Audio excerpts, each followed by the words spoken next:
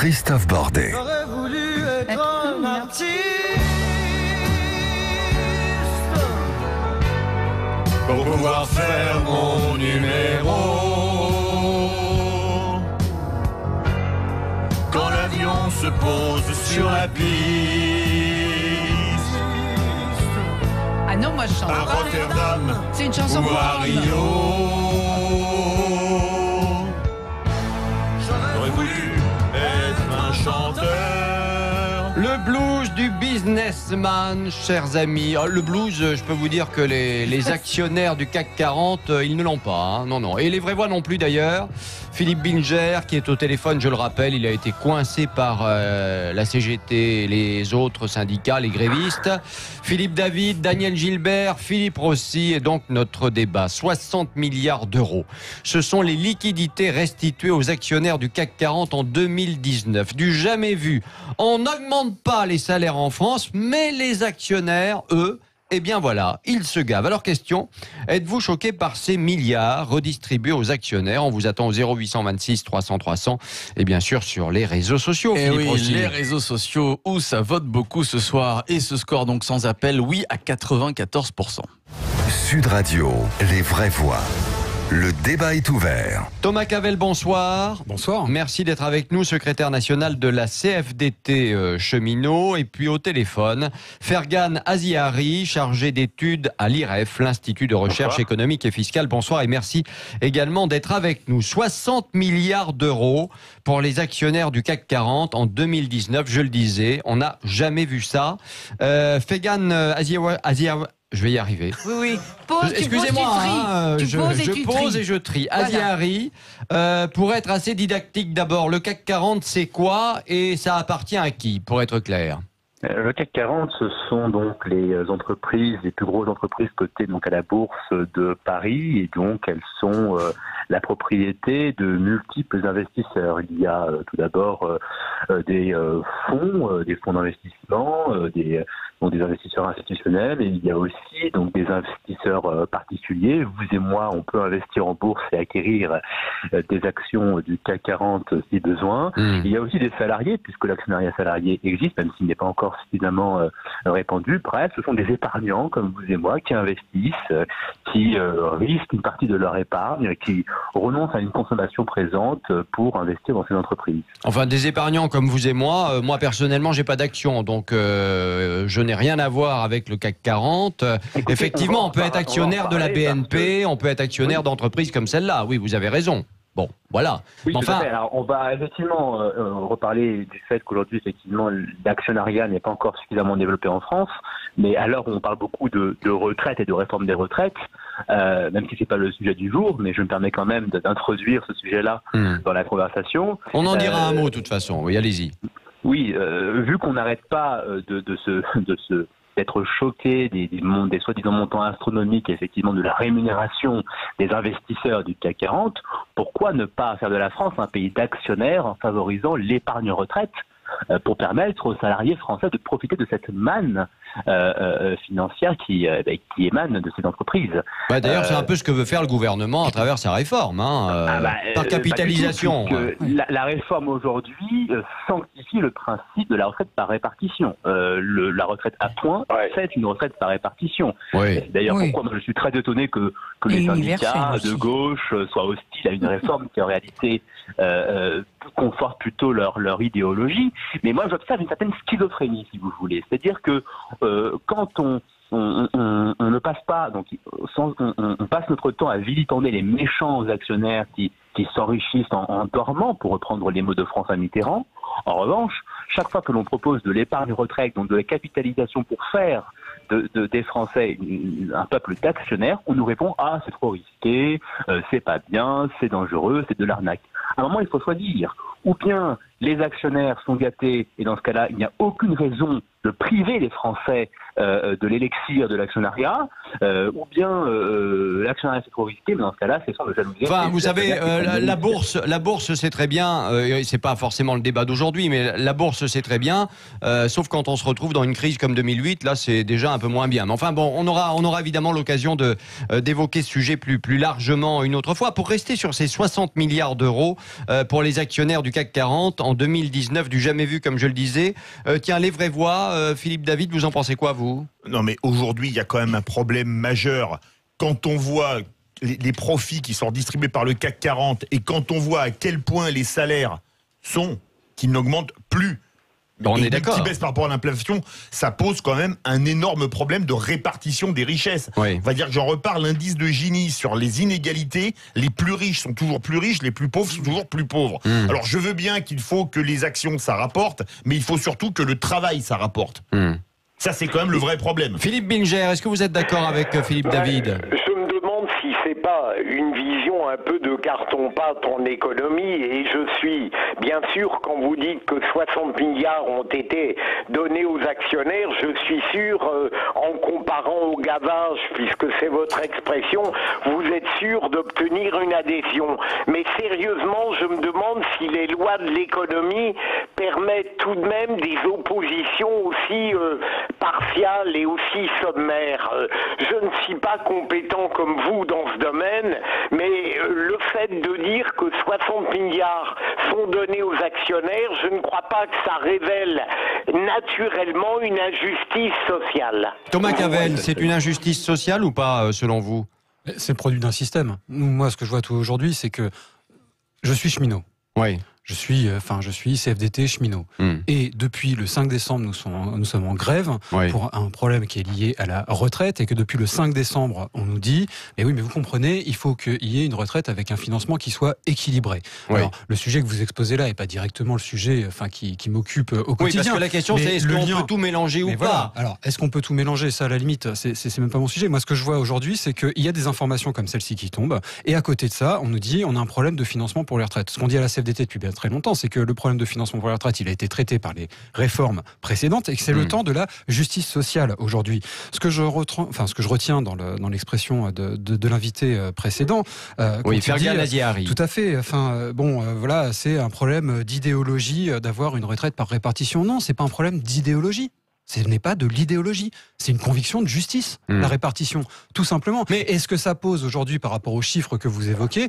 Vous l'avez dit à l'instant, c'est comment on peut être dans un pays où on a différents sujets à traiter, ce sujet que vous traitez là, le sujet des retraites, où on a de la mesure, où on a de l'équité et où on recrée de la confiance, alors qu'on est dans un climat aujourd'hui d'affrontement, tout simplement. Fergan Aziari, c'est vrai que quand on regarde tout ça, alors on n'est pas de grands économistes comme vous, hein, chacun son métier, si je puis dire, mais quand même, forcément, on regarde tout ça de loin et forcément, on est forcément choqué. Choqué parce que c'est vrai que 60 milliards redistribués à des actionnaires de grandes entreprises, alors que le type qui va être derrière le guichet à la BNP, il a 1600 ou 1700 euros par mois quand il commence sa carrière.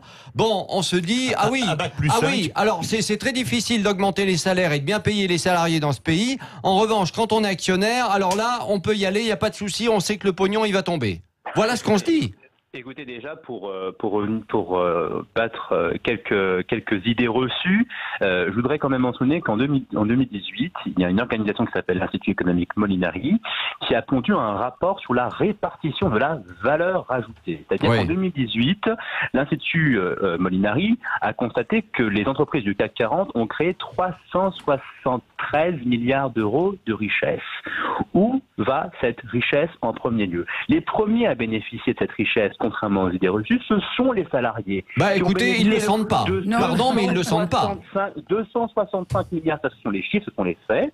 265 milliards d'euros en 2018 sont venus aux salariés. Les États, par la fiscalité, ont récupéré 72 milliards d'euros et les actionnaires en troisième position seulement 36 milliards d'euros en 2018. Donc vous voyez que les actionnaires arrivent en troisième position. J'entends vos chiffres, mais comment se fait-il que les salariés ne sentent pas ce que vous êtes en train de dire, c'est-à-dire qu'ils ont pleinement profité de ce bien-être financier de ces entreprises?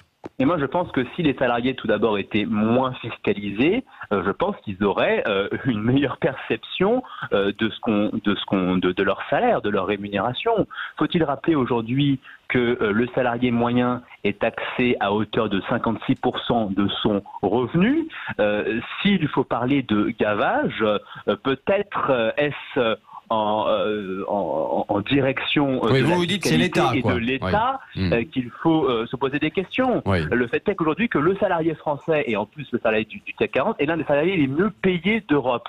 Effectivement, ce salaire-là, on ne le perçoit pas aujourd'hui à cause d'une fiscalité qui est outrancière, mais ça n'invalide pas le fait qu'il est bien payé. Oui. Enfin, en tout cas, la fiscalité outrancière pour les salariés, en revanche pour les actionnaires, là, elle n'est pas outrancière, puisque surtout avec la flat tax là, c'est tranquille. Avec la flat tax en plus de Macron. 30% d'impôts, charges sociales, tout compris pour les actionnaires, 30% de prélèvement. Allez, on va poursuivre le débat dans un instant dans Les Vraies Voix sur Sud Radio. 60 milliards d'euros, ce sont les liquidités restituées aux actionnaires du CAC 40 en 2019, du jamais vu. Alors cette question, êtes-vous choqué par ces milliards redistribués aux actionnaires ? 0826 300 300, on vous attend. Et puis les réseaux sociaux, Philippe Rossi. Et les réseaux sociaux, c'est toujours un grand oui à 94%. Beaucoup de commentaires également. Florian, qui nous dit qu'il gagne beaucoup, ce n'est pas un problème, et qu'il le fasse sur le dos des autres et avec la complicité du gouvernement, ça suffit. Et puis Sandrine qui nous dit choqué, point d'interrogation, c'est un vrai euphémisme. Oh ben c'est bien cette petite mallette de billets que vous avez apportée, Vous avez vu? Oh, c'est pas mal. Je les ai sortis du matelas. On va se servir, tiens, pendant la billets de Monopoly, alors. Est-ce que c'est pas le moment de dire que le problème, c'est celui de ceux qui se gavent, c'est celui de ceux qui se gavent, c'est celui de ceux qui se gavent. C'est celui de ceux qui se gavent, c'est celui de ceux qui se gavent, c'est celui de ceux qui se gavent. Bienvenue sur Radio Mélenchon. On va dire ça comme ça. J'imagine Fergan derrière son téléphone qui doit s'arracher les cheveux. Hein, Fergan. Non, on rigole, hein, mais bon. Non, mais Mélenchon en version PNL, c'est un peu le style de groupe de rap qui ça te donne pas mal, je trouve. Oui, ben là c'était bien remixé. La République, c'est moi. Oui, c'est ça. Et moi, je fais du cheval. Hein. Oui.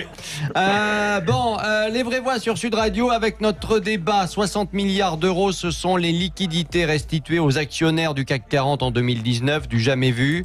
Êtes-vous choqué par ces milliards redistribués aux actionnaires ? 0826 300 300 si vous souhaitez réagir, vous le pouvez bien sûr. Et puis les réseaux sociaux, Philippe Rossi. Et oui, les réseaux sociaux où c'est le oui qui l'emporte, qui monte un petit peu et quand même, on passe de 94 à 96% d'auditeurs qui se disent choqués. Thomas Cavell, secrétaire national de la CFDT cheminot, est toujours avec nous. Et puis invité donc au téléphone, Fergan Aziari, chargé d'études à l'IREF, l'Institut de recherche économique et fiscale. On va entendre Eric qui nous appelle de Paris dans un instant. Mais Daniel Gilbert voulait poser une question justement à Fergan. Parce que moi je suis très néophyte dans votre domaine. Néophyte.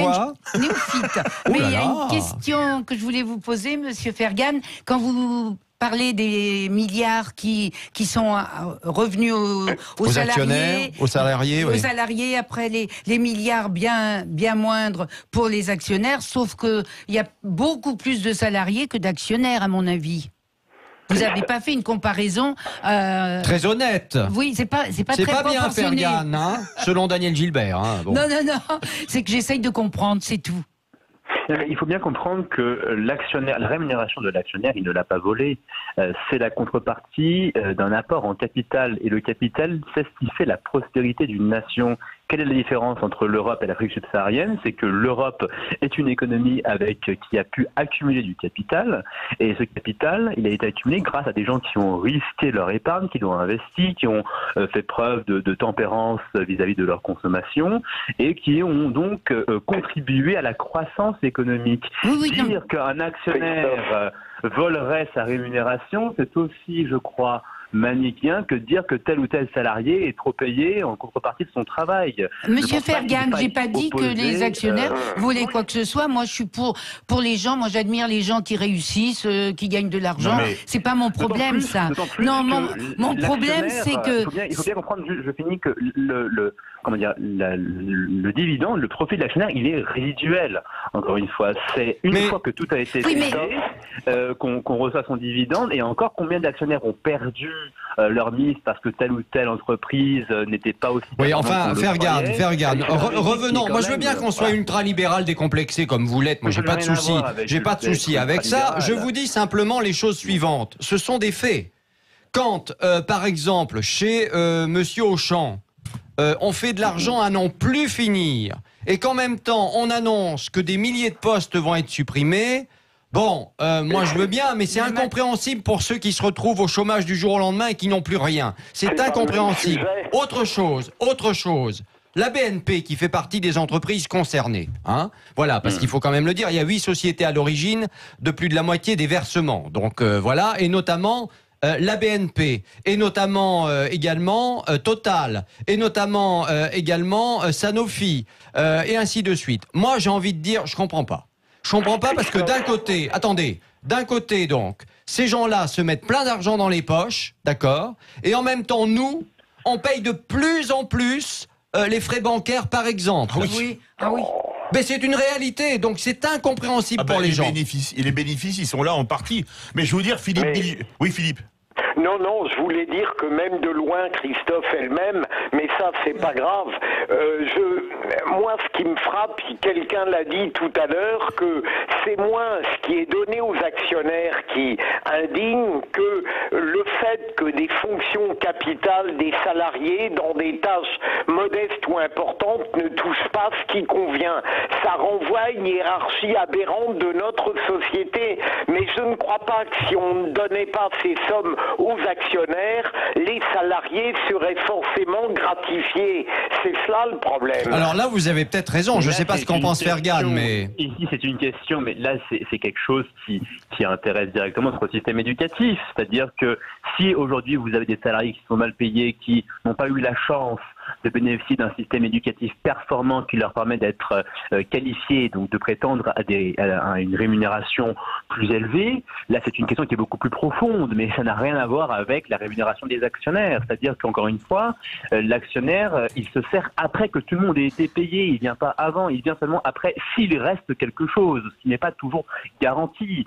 Autrement... Enfin, tout le monde ne peut pas faire de grandes études, tout le monde ne peut pas avoir des grands boulots, etc. Oui, mais même il y en a qui ont fait des grandes études et qui ne trouvent pas d'emploi. Allez, je voulais poser évidemment une question également à Thomas Cavel de la CFDT cheminot qui est avec nous. Une question, tiens, puisque bon, là on parle de ces actionnaires, de ces 60 milliards qui ont été distribués alors qu'on est en plein conflit social sur les retraites, on le sait. 2 mots sur l'actualité, la hard news si je puis dire, le factuel, les manifestations à Paris aujourd'hui, réussite ou pas réussite? A priori, il y a eu beaucoup de monde, mais nous, la CFDT pour la Fédération des Transports... Vous n'étiez pas dans les... On n'était pas dans cette manifestation. Pourquoi d'ailleurs? Parce que nous, la CFDT cheminot, depuis le 5, nous sommes en grève sur des revendications cheminotes et sur cette question notamment de l'âge pivot qui renvoie exactement au débat qu'il y a eu juste avant, à 64 ans. Cet âge, est-ce que c'est un âge nécessaire ou pas? Ben non, nous on dit que c'est injuste. Et toute cette question de savoir s'il y a une hiérarchie effectivement des salariés, si un salarié doit